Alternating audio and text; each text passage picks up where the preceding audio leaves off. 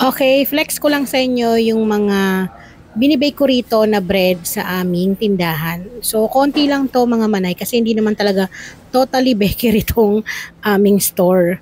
So, dinidisplay namin to or minsan nga hindi nga inaabot ng display kasi binibili na kagad online dahil yung mga suki namin na nagkakape sa aming store, eh alam nila na nagluluto kami tuwing hapon. So, mainit-init pa, nagme-message na kagad sila tapos pinipick up nila. So, ito yung Spanish bread.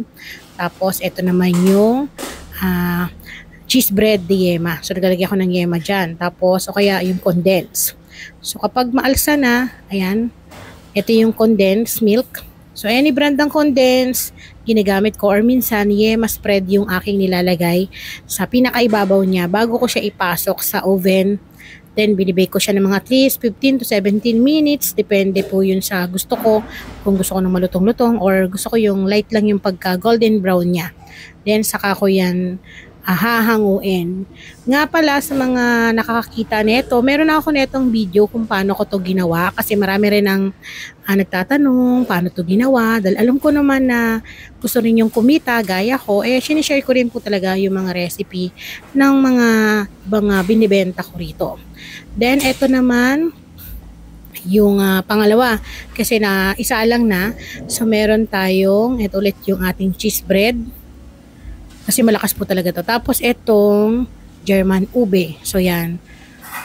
Ayan. May kasamang Spanish bread. So, ako po talaga yung nagbe-bake. Kaso, hindi na ako nagmamasa kasi meron naman tayong spiral mixer dito. So, mas napapagaang na lang yung ating pagmamasa. Then, eto na siya kapag na-bake. O, diba, napakasarap nito iparis po sa mainit na kape. Pwedeng-pwedeng yung panglako, kung naglalako kayo ng bread. Pwedeng pambenta, pwedeng pangbaon kapag nag-outing kayo. Then, ito na yung iba nating mga tinapay na na-bake. So, itong mga pinapakita ko sa inyo ay hindi na po inaabot sa aming stante. Kasi itong mga hinango na to, diretso na po yan sa plastic para i-deliver sa mga customer.